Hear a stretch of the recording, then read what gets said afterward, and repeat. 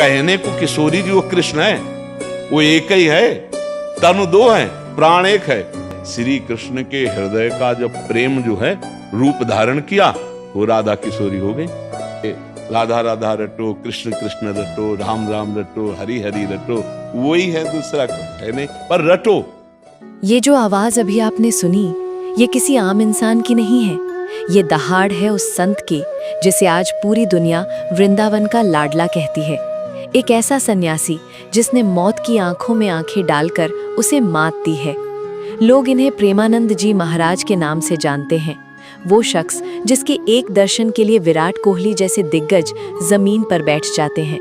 लेकिन आज से ठीक 55 साल पहले कहानी कुछ और थी। आज मैं आपको उस महापुरुष की जीवन की ऐसी यात्रा पर ले चलूंगा जिसे सुनकर आपकी रूह कांप जाएगी। ये कहानी सिर्फ एक सन्यासी की नहीं, बल्कि एक उस जिद्दी बालक की है जिसने साक्षात ईश्वर को ढूंढने के लिए दुनिया को लात मार दी। आज हम जानेंगे कि कैसे उत्तर प्रदेश के एक छोटे से गांव का अनिरुद्ध आज पूरे ब्रह्मांड के लिए प्रेमानंद बन गया। हमारी कहानी शुरू होती है 30 मार्च 1971 को। कानपुर के पास एक छोटा सा गांव है अखेरी। यहाँ पंडित शंभू पांडे और रामा देवी के घर एक बालक ने जन्म लिया। नाम रखा गया अनिरुद्ध कुमार पांडे। अनिरुद्ध का बचपन बाकी बच्चों जैसा बिल्कुल नहीं था। जब गांव के बच्चे मिट्टी में खेलते थे, अनिरुद्ध घर के एकांत कोने में बैठकर हनुमान चालीसा का पाठ करता था। ब्राह्मण परिवार था, इसलिए संस्कारों की कमी नहीं थी, लेकिन अनिरुद्ध की प्यास कुछ और ही थी। 5वीं कक्षा तक पहुंचते पहुंचते उसने वो धर्म ग्रंथ पढ़ डाले थे जिन्हें समझने में विद्वानों की उम्र बीत जाती है। उसके मन में एक ही सवाल था, अगर अंत में मरना ही है तो जीना किस लिए? ये सवाल उसे बेचैन करने लगा। स्कूल में मास्टर साहब पढ़ाते, पर उसका ध्यान खिड़की से बाहर आसमान में उड़ते पक्षियों पर होता। उसे लगता कि ये दुनिया एक पिंजरा है। जैसे जैसे उम्र बढ़ी, वैराग्य की आग और तेज होती गई। 13 साल की उम्र में जब बच्चे अपने भविष्य के सपने देखते हैं, अनिरुद्ध ने तय कर लिया कि उसका भविष्य इस मोह माया की दुनिया में है ही नहीं। उसे सुनाई दे रही थी ईश्वर की वो पुकार, जो उसे पुकार रही थी अपने पास, घर से बहुत दूर। वो रात 13 साल के उस बालक के लिए सबसे भारी थी। घर में सब सो रहे थे। माँ रामा देवी गहरी नींद में थी। अनिरुद्ध उठा। उसने आखिरी बार अपनी माँ के चरणों को छुआ और बिना कोई आहट किए घर की चौखट लांघ गया। उसके पास न पैसे थे, न जूते, न कोई सहारा। बस एक संकल्प था, अब वापस नहीं मुड़ना। वो बिना रुके चल रहा था। गांव की गलियां पीछे छूट रही थी। अंधेरा गहरा था, लेकिन उसके भीतर सत्य की रोशनी जल चुकी थी। वो बालक चलते चलते सीधे उस नगरी की ओर बढ़ रहा था जहां काल खुद कांपता है, काशी यानी बनारस। चलते चलते जब अनिरुद्ध के कदम भगवान शिव की नगरी काशी की पवित्र धरती पर पड़े, तो उस बालक ने पीछे मुड़कर नहीं देखा। उसे पता था कि घर पर कोहराम मच गया होगा, माँ रो रही होगी, पिता ढूंढ रहे होंगे, लेकिन अनिरुद्ध अब अनिरुद्ध रहा ही नहीं था। काशी पहुंचते ही उसने अपनी पहचान मिटा दी और सन्यास की दीक्षा ली। अब वो बन गया था एक ब्रह्मचारी। यहाँ से शुरू हुआ उसके जीवन का वो सबसे कठिन दौर जिसकी कल्पना करना भी रूह कंपा देता है। अनिरुद्ध ने काशी के घाटों पर अपना डेरा जमाया।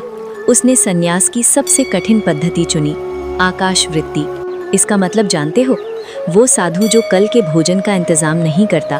अगर किसी ने दया करके कुछ दे दिया तो खा लिया, वरना 3-3 दिन तक केवल गंगा जल पीकर उपवास। कड़ाके की ठंड में जब बनारस के घाटों पर लोग भारी कंबल ओढ़कर भी कांपते हैं, ये बालक सन्यासी केवल एक लंगोटी पहनकर गंगा की लहरों के बीच खड़ा रहता था। उसके शरीर पर मांस खत्म हो चुका था। पसलियां साफ दिखाई देती थी, लेकिन आंखों का तेज और बढ़ गया था। वो दृश्य बड़ा भयानक होता था। एक तरफ जलती हुई चिताएं, दूसरी तरफ बहती गंगा और बीच में बैठा ये युवा तपस्वी। उसने कई रातें मणिकर्णिका घाट पर मुर्दों के बीच बिताईं, ताकि वो मृत्यु के सच को रोज अपनी आंखों से देख सके। उसे लगने लगा था कि भगवान शिव ही उसके सब कुछ है।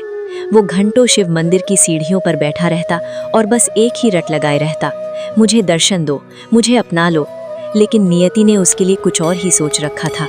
शिव जी उसे राह दिखाने वाले थे, पर मंजिल कहीं और थी। एक दोपहर की बात है। अनिरुद्ध जी एक पुराने बरगद के पेड़ के नीचे गहरे ध्यान में थे। अचानक उन्हें एक ऐसी अलौकिक अनुभूति हुई जिसे शब्दों में बयान करना मुश्किल था। उन्हें साक्षात शिव की सत्ता का एहसास हुआ, लेकिन उस दिव्यता ने उन्हें एक नया संकेत दिया। उसी दौरान उनकी मुलाकात एक रहस्यमयी संत से हुई। उस संत ने उनके कान में पहली बार एक नाम फूंका, राधा। पहले तो महाराज जी को अचरज हुआ, क्योंकि वे तो केवल शिव को जानते थे। लेकिन उस संत ने श्री चैतन्य महाप्रभु की रासलीला का ऐसा वर्णन सुनाया कि महाराज जी के भीतर प्रेम का सैलाब उमड़ आया। वो सन्यासी जो पत्थर जैसा सख्त था, जो कभी अपनी भूख पर नहीं रोया, वो राधा नाम सुनते ही बच्चों की तरह बिलखने लगा। उसे समझ आ गया कि ज्ञान का मार्ग बहुत कठिन है, लेकिन प्रेम का मार्ग उससे भी ऊंचा है। उन्हें महसूस हुआ कि वृंदावन की गलियां उन्हें पुकार रही हैं। उन्होंने अपनी झोली उठाई, काशी की मिट्टी को मस्तक पर लगाया और पैदल ही निकल पड़े उस नगरी की ओर जहां हर धूल का कण राधे राधे बोलता है। उन्हें नहीं पता था कि वृंदावन पहुंचते ही उनके देह को काल अपने घेरे में ले लेगा और एक ऐसी परीक्षा शुरू होगी जो मेडिकल साइंस के इतिहास को बदल कर रख देगी।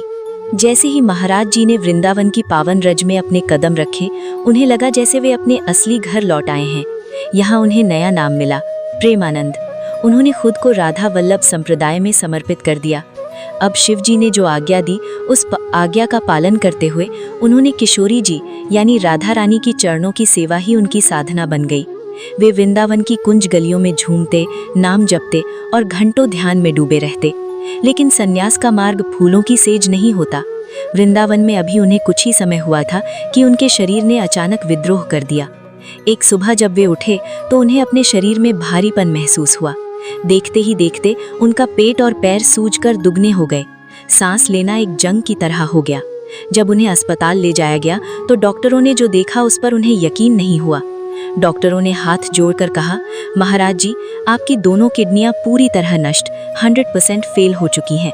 मेडिकल साइंस के हिसाब से आपके पास जीने के लिए बहुत कम समय बचा है।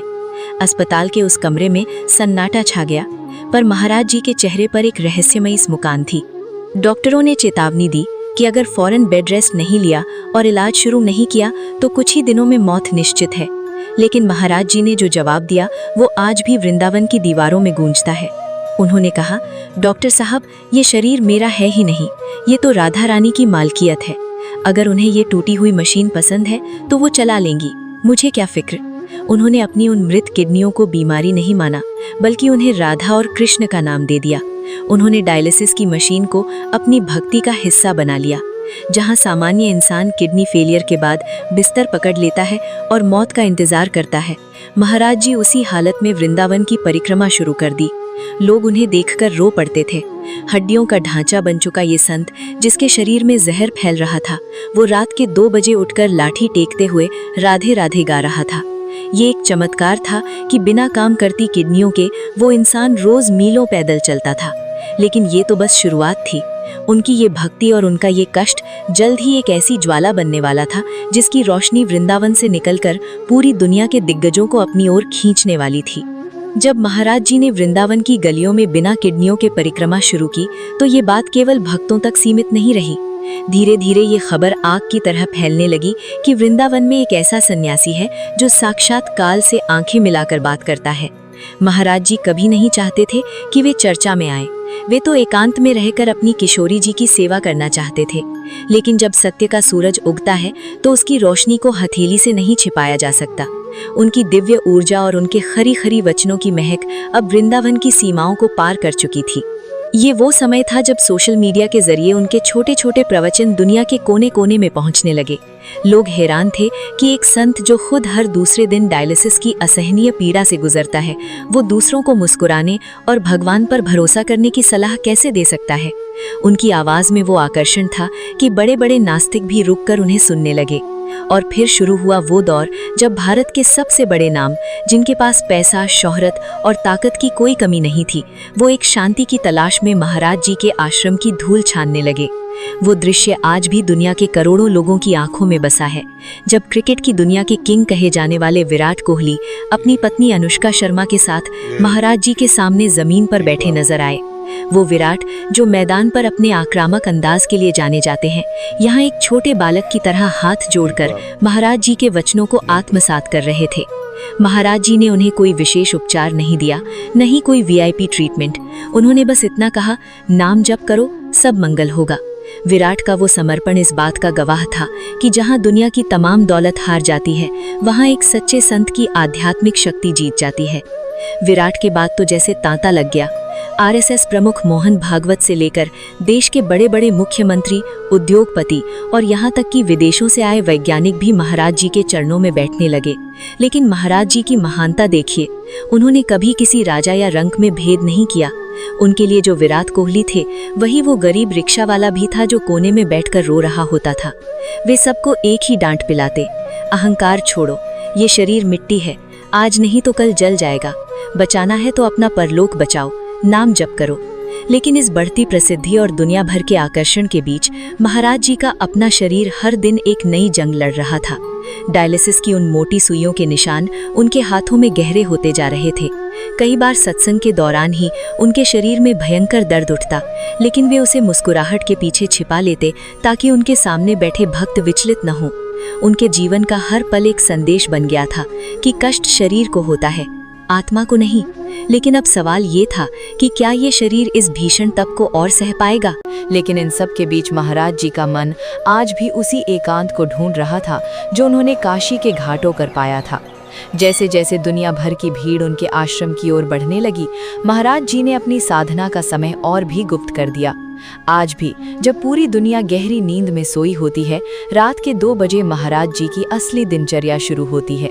ये वो समय है जिसे ब्रह्म मुहूर्त कहा जाता है और इसी समय महाराज जी अपनी लाठी टेकते हुए वृंदावन की गलियों में निकल पड़ते हैं।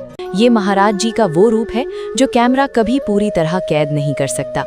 वे गलियों की धूल को अपने माथे पर लगाते हैं, पेड़ों को गले लगाते हैं और हर कंकड़ पत्थर में अपनी राधा रानी को तलाशते हैं। उनके लिए वृंदावन केवल एक शहर नहीं है, बल्कि एक जीता जागता दिव्य स्वरूप है। उनकी दिनचर्या का सबसे भावुक हिस्सा है भक्तों के साथ उनका प्रश्नोत्तर सत्र। जब कोई निराश युवा उनके पास आकर कहता है कि महाराज जी, मेरा मन बहुत अशांत है, मैं मर जाना चाहता हूँ, तब महाराज जी की आंखों में जो करुणा उमड़ती है वो पत्थर को भी पिघला दे। वे उसे डांटते भी हैं और पुचकारते भी। वे कहते हैं, अरे पगले, ये जीवन मरने के लिए नहीं, कृष्ण को पाने के लिए मिला है। तू बस नाम जप शुरू कर, देख तेरा हाथ वो गिरधारी कैसे थाम लेता है। उनके शब्दों में वो शक्ति है कि लोग आत्महत्या का विचार छोड़कर माला उठा लेते हैं। लेकिन क्या आप जानते हैं कि सत्संग और परिक्रमा के बाद जब महाराज जी अपनी छोटी सी कुटिया में अकेले होते हैं, तब उनका संघर्ष कैसा होता है। जब डायलिसिस की मशीन उनके शरीर से गंदा खून बाहर निकालती है और उसे साफ करके वापस भेजती है, वो 4-5 घंटे महाराज जी के लिए किसी सूली पर चढ़ने से कम नहीं होते। लेकिन उस समय भी उनके होठों पर कोई शिकायत नहीं होती। वे उस मशीन को भी आशीर्वाद देते हैं कि हे माई, तूने मुझे नाम जप करने का थोड़ा और समय दे दिया। ये समर्पण का वो स्तर है जो इंसान को देवता बना देता है। महाराज जी ने कभी नहीं कहा कि वे चमत्कार करते हैं, लेकिन खुद उनके जीवन की हर सांस एक चमत्कार है। उन्होंने दिखाया कि भक्ति का मतलब केवल मंदिर जाना नहीं, बल्कि अपने दुखों को ईश्वर का प्रसाद मानकर स्वीकार करना है। लेकिन अब कहानी उस मोड़ पर है जहां हमें ये समझना होगा कि महाराज जी का अंतिम लक्ष्य क्या है। वे इस दुनिया को क्या देकर जाना चाहते हैं और क्या है वो संदेश जो हर उस इंसान के लिए संजीवनी है जो आज के दौर में हार मान चुका है। हमने महाराज जी के उस दर्द को देखा जिसे वे मुस्कुराहट के पीछे छिपा लेते हैं, लेकिन इस महागाथा का अंतिम अध्याय दुख का नहीं बल्कि आनंद का है। महाराज जी कहते हैं, आनंद कहीं बाहर नहीं है, आनंद तुम्हारे भीतर है, बस तुमने उसे गलत जगह ढूंढना शुरू कर दिया है। आज जब हम पीछे मुड़कर अखेरी गांव के उस 13 साल के बालक अनिरुद्ध को देखते हैं तो समझ आता है कि उस रात घर छोड़ना कोई पलायन नहीं था, बल्कि एक विराट यात्रा का आरंभ था। आज प्रेमानंद जी महाराज केवल एक व्यक्ति नहीं बल्कि एक विचार बन चुके हैं। उन्होंने सिद्ध कर दिया है कि शरीर की सीमाएं आपके संकल्प को नहीं रोक सकती। वे आज भी वृंदावन में हैं। उनका सबसे बड़ा धन है करोड़ों लोगों का बदला हुआ जीवन। उन्होंने हजारों घरों को टूटने से बचाया, हजारों युवाओं को नशे की गर्त से बाहर निकाला और हजारों निराश दिलों में उम्मीद की लौ जलाई।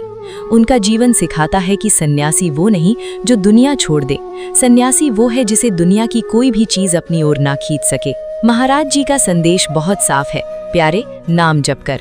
जब महाराज जी के मुस्कुराते हुए चेहरे पर हम सब की नजरें ठहरती हैं, तो हमें एहसास होता है कि हमने भले ही भगवान को साक्षात नहीं देखा, लेकिन इस संत के रूप में हमने मानवता और दिव्यता का संगम जरूर देख लिया है। वृंदावन की ये गलियां हमेशा इस महापुरुष की यादों से महकती रहेंगी। चलिए हम भी संकल्प लेते हैं कि अपने जीवन में कम से कम एक कदम उस सच्चाई की ओर बढ़ाएंगे जिसका रास्ता महाराज जी ने अपने खून और तपस्या से सींचा है। और वो किसी भी चीज की इच्छा व्यक्त ना करते हुए बस नाम जप करने के लिए कहते रहते हैं। न दान चाहिए न दक्षिणा, बस नाम जप, सुविचार और सद्भाव। ऐसे व्यक्ति के लिए हम वीडियो को लाइक, कमेंट, सब्सक्राइब करने के लिए नहीं बोलेंगे, बस यही कहेंगे कि इनका स्वास्थ्य हमेशा स्वस्थ रहे और हमेशा हम सबको सत्मार्ग दिखाते रहें। राधे राधे।